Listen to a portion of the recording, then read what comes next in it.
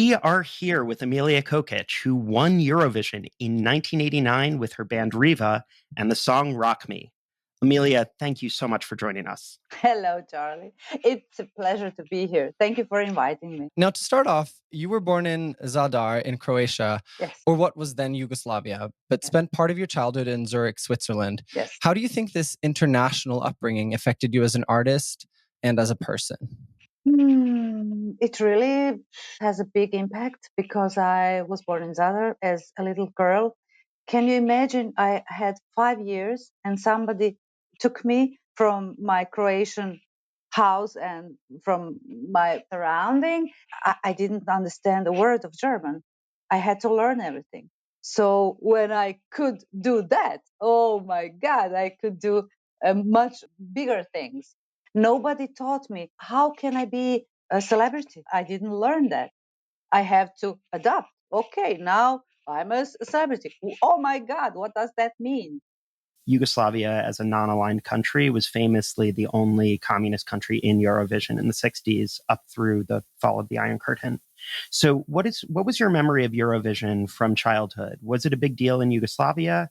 I cannot tell you that I was aware whether it was a big deal in Yugoslavia. Okay. But I can only tell you in my house, when I was a little girl, we always watched together. If someone told me, you will be on that stage one day, I would tell him, you must be crazy. One of my favorite stories is the story of how you ended up joining Riva. Yeah. Can you tell the story of how you met those guys and how you joined the band? Yes, I was a part of the wedding. I went with my brother, and a band was playing there on that wedding. And I cannot explain what happened in my head. I just went there and I said, I want to sing with you. And they was looking, come on, what? You want what? They were the biggest band in the town. And they said, okay, go and sing. And I don't know what happened. I felt that my singing was really good, really good. I had the big applause from the members of that wedding. Yeah? But I was not aware that I had a talent because nobody in my family has a singing talent. When you have a family, when your mother is opera singer, then it's the logical thing that you have a daughter and the daughter is la la la la la something singing. Huh? I didn't have that kind of support of my family because they didn't understand my talent. We say that I was a black sheep. So you meet this band, you sing at the wedding, and then what happens next? Then, after a month or two, they asked me to join the band. I was so scared that I went to the first rehearsal with them. And I was, oh my God. And I was awful. That was really awful. They decided, come on, she's a disaster. And then the guitar player, few days later, he said, I feel that girl has something. She has a gift. She has a talent. She has really something inside of her heart. Or she's maybe crazy a little bit, but she has something that could be very interesting. So they gave me the second chance. On that second chance, I was better, and they decided they will accept me. Before Riva went to Eurovision, you appeared on competition shows solo. That were festivals of unknown singers like Super Talents, something like that. I won 3 times there. And the composer of Rock Me, Rajko Dujmic, asked me that he has a song for me. That is something like tomorrow Oprah asks you to join her in her show, for example. Yeah. Quickly for our listeners, Rajko Dujmic was part of Novi Fusili, right? Yes. So major band. And I told him that I am not a solo singer. I'm in the band. Yeah? And he said, okay, I will come where you were playing. And he wanted to see if we had the energy. Can you give us a sense of what it felt like competing and winning in the national finals, particularly at such a young age? No, No, I cannot. Because I don't remember it. Really, I don't remember it. That was too much for my brain, for my emotional system. I could not accept so much excitement, so much adrenaline. Can you talk about the musical arrangement changes Riva made to the song in between the national final and Eurovision?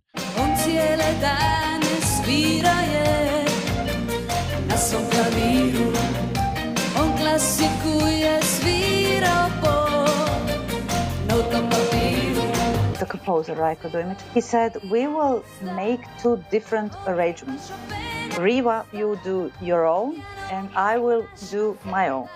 And we can later listen to the different versions, and we will decide which one we will take. And the result was a mixture. Especially, he felt in love with that vocal arrangements that we had in Rock Me. Talking about your experience at Eurovision, obviously one of the big events was when you won, there was a torch passed to you by the previous winner, who was Celine Dion. Yeah. Do you have any stories about that or other backstage stories about like meeting Celine Dion or no? No. Okay. At that time, she was not a big star. If we knew that, we will do something and say, Celine, come on. You won last year, we won this year. Can we do something together, maybe? Yeah. But we didn't know that. Years later, you saw her Vegas show. What was that experience like for you? Oh my God. Oh my God. Something so beautiful and so perfect as that concert, her singing, the band, the production, dancers, everything was just perfect. Moving back to Eurovision, you win, right? And famously, you have to perform the song again as the winner. Mm-hmm. And you switch into English. It happened once upon a time. The son of the mayor invited me to listen to. Yes, don't ask me why. I don't know. Well, it was the Celine model. She performed in French and then in English. I didn't know that. Really, I didn't know. I really don't know why I started in English. No idea. No idea. That's so incredible. You were just so overwhelmed by the moment that you switched languages. It's incredible. It happened again when you asked me that question at the national. I told you I don't remember that moment on Eurovision at all. Black. Shortly after winning, of course, that is when the war breaks out. Can you walk us through what it felt like to be an artist at that time?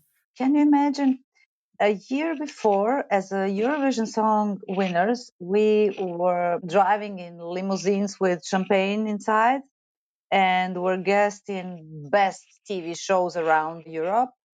And a few months later, you end in a basement with no water, no electricity. Bombs were flying above your head. And our house in Zadar was damaged from all four sides.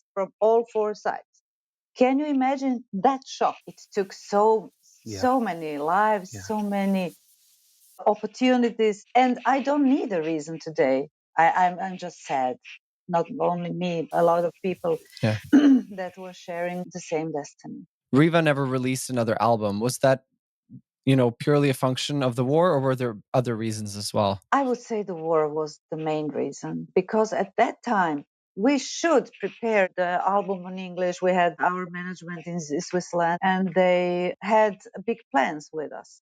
When you are the war only watching on TV, even now we are watching what is going on in the world. Yeah. We were at home, and now I think this is happening somewhere far away from me, like a movie. You are not aware that this is really happening if you were not in that situation.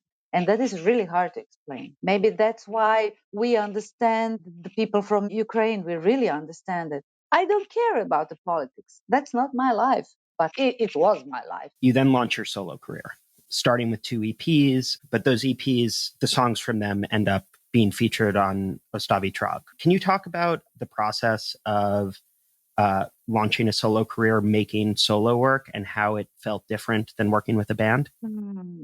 I felt like I was alone in the world, because the members of a band were my friends.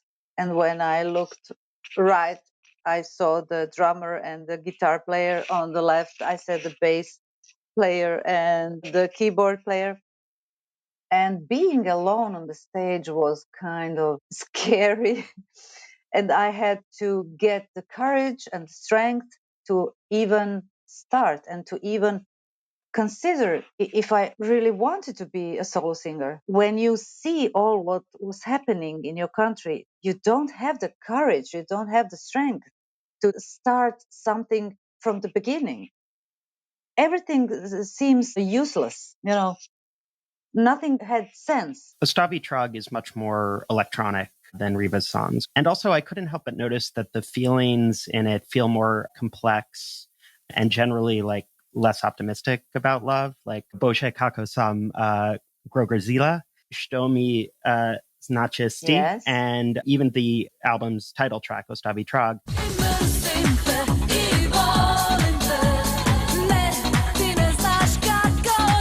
They all have a dimmer view of love than, let's say, some of those Riva songs. So can you talk about the shift both musically and lyrically? I was just growing. At that time, my life was not only hee, ha, ha, ha, everything is pink and funny. No, it was not. People are dying and somebody was attacking. And I changed. Yeah. I changed.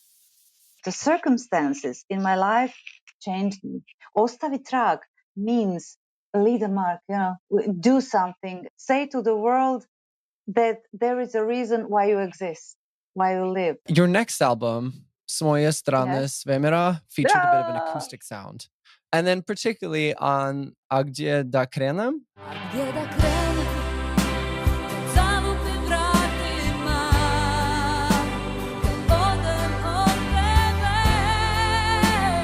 Can you talk a bit about that album and that song in particular? I really feel a deep connection with that album and with that songs and with that lyrics, because I'm sure that everyone has moments in life when you ask yourself where to go. And that was the question. Gdje da krenem means where can I or where should I go? I was feeling lost. And I remember that was the moment. Now you have a private thing from my life. That was a time when I split it with my boyfriend. And I had that question, where now? And he was a big support in my life. And we decided not to go together. I had to adapt on a new situation. You went to compete in Dora twice, in 2001 and 2008. Yeah. Can you talk about the difference in competing as a solo artist as opposed to with a band? And also, in particular, I want to talk about in 2008, you compete with the song Angel or Angel.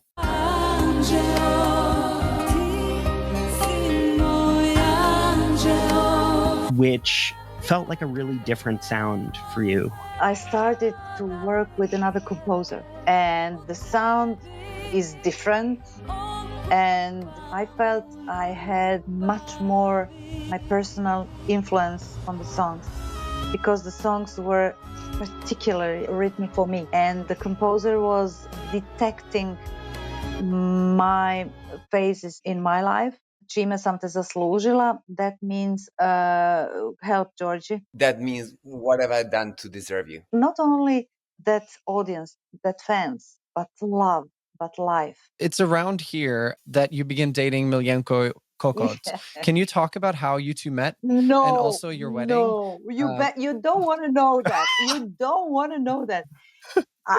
He was. Now we really want to know that. He was so annoying me, and I was annoying him. Believe me, it's a miracle how we ended together. But now, today, after 13 years, I can say that I'm really blessed. At that wedding, you also sang some Celine Dion, right? Yes. The Power of Love. These life-changing wedding performances that somehow tie back to Eurovision. Yes. Yes, I never, nikad to nisam ovako spojila. Recimo da je fantastičan kako to spaja. I never made that connection myself. That's what. And that was a really special moment after 100 years of singing career. And I had the idea then in that moment, I will handle my emotions because I can. I'm a singer. I can handle it. If I didn't close my eyes, I would, for 100%, I could not sing it because my emotions were so high, really so high. When I saw him, when I saw his eyes, when I saw my parents, my friends, everybody in that moment, that was really something like the winning on the Eurovision. That you can remember. But I remember that moment. You do a lot of different things. And two of the things you do is you're a voice teacher and also a therapist. Yes. How do those two other professions inform your performing career and vice versa? I felt as a singer that I'm not successful in my life. Can you imagine with that career? I had the feeling that I am not successful because I felt that there is something more inside of me that needed to go out. And I was exploring, what can that be? I think that everybody, including all of us, has a purpose and has something to give to other people and to kind of kako se to kaže? Viš kako mi je teško sad to objasniti. Emilija says there is a moral responsibility. So for the knowledge that you possess to actually kind of pass it forward. And that's how I started with the idea with the singing school. I asked myself, if I was 15, what kind of singing school would I like to go? What would I like if I was a child or even younger? Or even if I was 50? I discovered that a lot of people have a big talent, but standing in front of other people, something was breaking inside of them and they couldn't release the voice. I could not understand it because I don't have it. I really don't have a problem. I stay on stage exactly the same as I'm here in front of you, and exactly the same with my friends, exactly the same person. And that was the trigger. And I wanted to see the psychological background. What was the problem? So I decided to upisala sam se u tu. So this was the reason why I decided to pursue a degree, because I wanted to know what exactly is creating that block once you put in that situation. Yeah. And that was for 6 years. I was discovering for 6 years what is going on inside of me, what kind of person I am, what kind of traumas I'm carrying, how is this in correlation with external world, how I understand the world in front of me versus the world inside of me. And that is a never-ending story. You recently competed on Dancing with the Stars. Can you talk about that experience? No. Yes. That was really a stress. Can you imagine? I'm 56 years old. 56. I'm in a good shape. I really see that and I know that. But I'm 56. Come on. Your dance partner was 21, yeah? Yeah. But that was not the problem. The problem was that I was thinking that I should be in a competition with my colleagues. They are maybe 20 years younger than me. But when I realized that that was not the point. The point is, again, having fun and going through different phases in my life and learning and exploring. Emilija, we feel very grateful that you have talked to us. And Georgie, thank you so much for helping us out. Thank you for all your questions. All the questions were super interesting and deep. And I really was doing my best with my broken English. Oh, come on. Oh, please. You know why? Because I felt safe because I know that Georgie is here. Really. Exactly. I really also feel blessed to have that kind of people that you are. Thank you so much. All the mysteries of the Eurovision.